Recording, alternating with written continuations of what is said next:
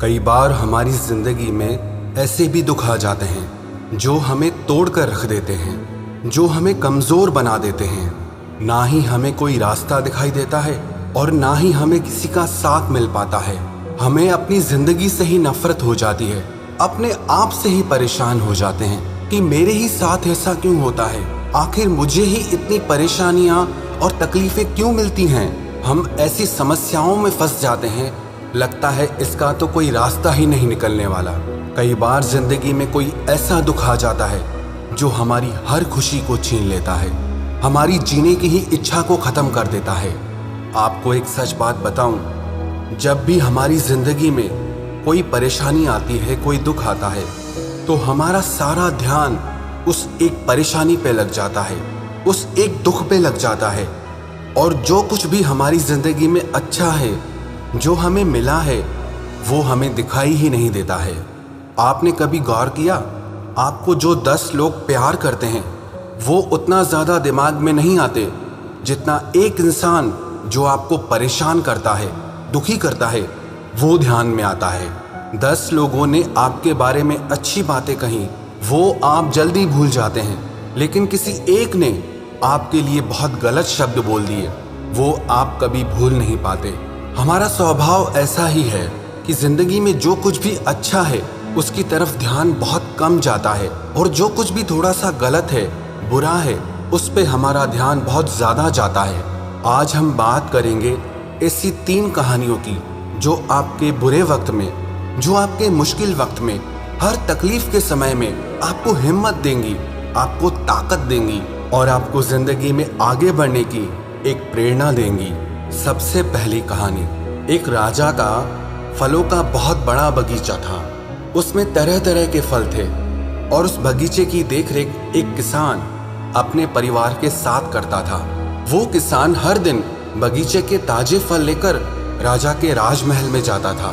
एक दिन किसान ने पेड़ों पर देखा नारियल, अमरूद, बेर और अंगूर पककर तैयार हो गए हैं। किसान सोचने लगा, आज कौन सा फल महाराज के लिए लेकर जाऊं। फिर उसे लगा कि अंगूर अच्छी तरह पककर तैयार हो गए, क्यों ना आज मैं महाराज के लिए अंगूर ही लेकर जाऊं। इसीलिए उसने अंगूरों से एक टोकरी भर ली और राजा को देने के लिए निकल पड़ा। किसान राजमहल में पहुंचा।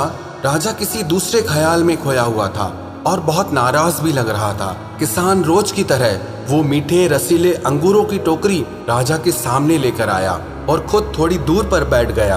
अब राजा उसी ख्यालों में टोकरी में से अंगूर उठाता, एक खुद खाता और एक खींचकर किसान के माथे पे निशाना बनाकर फेंकता। राजा का अंगूर जब भी किसान के माथे पर लगता तो वो कहता कि बहुत ही अच्छा हुआ, परमात्मा बहुत दयालु है। राजा फिर जोर से अंगूर फेंकता, किसान फिर वही कहता कि बहुत अच्छा हुआ, परमात्मा बहुत दयालु है। थोड़ी देर बाद राजा को एहसास हुआ कि वो क्या कर रहा है और किसान का प्रत्युत्तर क्या आ रहा है। वो संभल कर बैठा। उसने किसान से पूछा, मैं तुझे बार बार अंगूर मार रहा हूँ और ये अंगूर तुझे लग भी रहे हैं, फिर भी तू बार बार ये कह रहा है कि बहुत अच्छा हुआ, परमात्मा बहुत दयालु है। किसान ने हाथ जोड़कर बोला, महाराज, आज बाग में नारियल, बेर और अमरूद भी तैयार थे, पर पता नहीं क्यों मुझे ये लगा कि मैं आपके लिए अंगूर लेकर चलूं। लाने को तो मैं नारियल, अमरूद और बेर भी ला सकता था, पर मैं अंगूर लेकर आया। यदि अंगूर की जगह नारियल, बेर या बड़े बड़े अमरूद रखे होते तो आज मेरा क्या हाल होता। इसीलिए मैं बार बार यही कह रहा हूँ कि बहुत अच्छा हुआ, परमात्मा बहुत दयालु है। ये कहानी हमारी ज़िंदगी से ही जुड़ी है। कई बार हमारी ज़िंदगी में छोटी छोटी मुसीबतें आकर हमें बहुत बड़ी मुसीबतों से बचा लेती हैं, लेकिन हम उस बात को समझ नहीं पाते हैं। हम सोचते हैं कि मेरे साथ ही ऐसा क्यों हुआ, मेरा क्या कसूर है। लेकिन अगर हम अपने हर दुख को, हर तकलीफ को गहराई से देखेंगे तो हमें ये लगेगा कि हम कई बार कितनी बड़ी मुसीबतों से बच जाते हैं। कई बार जो चीज़ हमें दुख लगती है, तकलीफ लगती है, भविष्य में जाकर पता चलता है कि अगर वो चीज़ हमारे साथ ना होती तो आज हमारी ज़िंदगी इतनी अच्छी नहीं होती। दुख भले ही हमें अच्छे ना लगते हों, लेकिन कई बार ये दुख हमारे लिए बहुत अच्छा कर जाते हैं। ये ज़रूरी नहीं कि हर अच्छी चीज़ हमारे लिए सही हो, और ये भी ज़रूरी नहीं कि जो चीज़ हमें दुख दे रही है तकलीफ दे रही है वो हमारे लिए गलत हो। तो जब भी आपकी जिंदगी में कोई परेशानी या तकलीफ आए तो आप एक बार ये जरूर सोचना कि ये दुख और परेशानी आपको किसी बड़ी मुसीबत से बचाने के लिए आए हैं। और दूसरी कहानी, एक बार एक आदमी रास्ते से कहीं जा रहा था। रास्ते में उसने एक बहुत बड़ा हाथी देखा जो बहुत ही विशालकाय था, लेकिन इतना ताकतवर होने के बाद भी वो एक कमजोर सी रस्सी से बंधा हुआ था। वो आदमी ये देखकर अचानक से वहां रुक गया। उसे देखकर वो बहुत ही आश्चर्य करने लगा कि कैसे इतना बड़ा हाथी एक कमजोर रस्सी से बंधा हुआ है, जबकि हाथी में इतनी शक्ति होती है कि वो बड़े से बड़े पेड़ों और चट्टानों को भी हिला सकता है। वो चाहे तो जंजीरों को भी तोड़ सकता है और आजाद हो सकता है, लेकिन वो इन रस्सियों से बंधा हुआ है, जबकि वहां कोई जंजीर, कोई पिंजरा था ही नहीं। ऐसा क्या कारण है जिसकी वजह से इतना ताकतवर हाथी एक कमजोर सी रस्सी से बंधा है? फिर वो व्यक्ति उस हाथी के महावत के पास आया और उससे पूछने लगा कि इतना ताकतवर हाथी जो इस छोटी सी रस्सी को एक सेकंड में तोड़ सकता है, ऐसा क्या कारण है जो ये हाथी इस रस्सी से बंधा हुआ है? उस आदमी की बात सुनकर वो महावत कहने लगा, जब ये हाथी बहुत छोटा था तब मैं इसे इसी रस्सी के सहारे बांध देता था, और उस समय ये रस्सी इतनी मजबूत थी कि इसको तोड़ पाना इसके लिए बहुत ही मुश्किल था। उस समय इसने उस रस्सी को तोड़ने की बहुत कोशिश की, इसे बहुत चोट भी लगती थी, पैरों से खून भी निकलता था, लेकिन ये रस्सी को कभी तोड़ नहीं पाता था।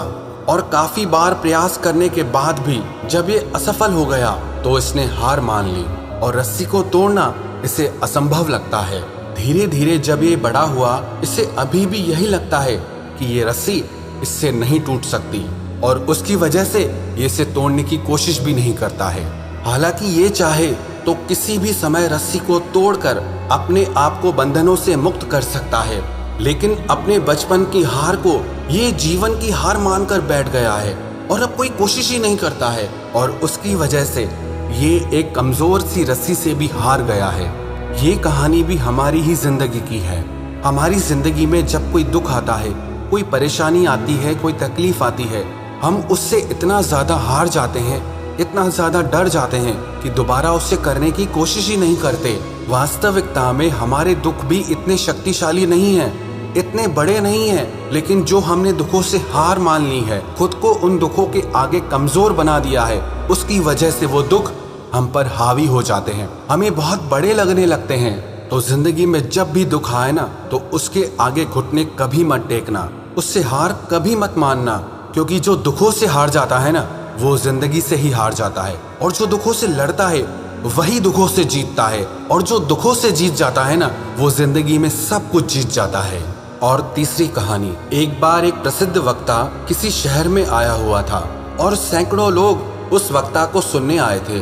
उस वक्ता ने अपने सारे दर्शकों के सामने एक $100 का नोट निकाला। उसने उस डॉलर के नोट को हाथ में दिखाते हुए सभी दर्शकों से पूछा, कौन कौन इस नोट को पाना चाहता है? लगभग सभी ने हाँ में जवाब दिया।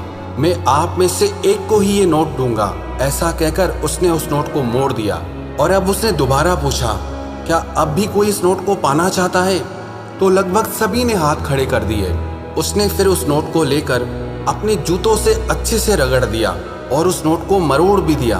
उसने फिर उस नोट को हाथ में उठाया और दोबारा भीड़ से पूछने लगा, क्या अब भी तुम इस नोट को पाना चाहते हो? क्योंकि ये नोट अब गंदा हो चुका है, मरोड़ा जा चुका है, लेकिन अभी भी लगभग सभी ने अपने हाथ ऊपर कर दिए। ये देखकर उस वक्ता ने भीड़ से कहा कि मैंने इस नोट के साथ पता नहीं क्या क्या किया है, लेकिन आप इसे फिर भी पाना चाहते हैं, क्योंकि इसको लाख बार क्यों न मरोड़ लो, इसकी कीमत में कोई फर्क नहीं आता है, इसकी कीमत अभी भी $100 ही है। ये कहानी भी हमारी ही जिंदगी से जुड़ी है। हमारी जिंदगी में भी ना ऐसे बहुत सारे मरोड़ आते हैं, बहुत सारी तकलीफें, बहुत सारी उलझनें आती हैं, जो हमारी जिंदगी में ऐसी धूल, मिट्टी और गंदगी पैदा कर देती हैं, और उसकी वजह से हम अपनी कीमत ही गिरा देते हैं। हमें लगता है हमारे अंदर तो कुछ है ही नहीं, कोई ताकत ही नहीं है, कोई हिम्मत ही नहीं है, हम हिम्मत ही हार जाते हैं। लेकिन इससे कोई फर्क नहीं पड़ता कि आपकी जिंदगी में कितनी परेशानियां हैं, कितने दुख हैं। आपकी कीमत वही रहती है। चाहे लाख परेशानियां क्यों ना आ जाए, पर वो परेशानियां आपकी कीमत को कभी कम नहीं कर सकती। जिस दिन आप अपनी कीमत करना जान जाओगे, अपनी कीमत को पहचान जाओगे, उस दिन जिंदगी की कोई भी परेशानी, कोई भी तकलीफ आपके आगे टिक ही नहीं पाएगी।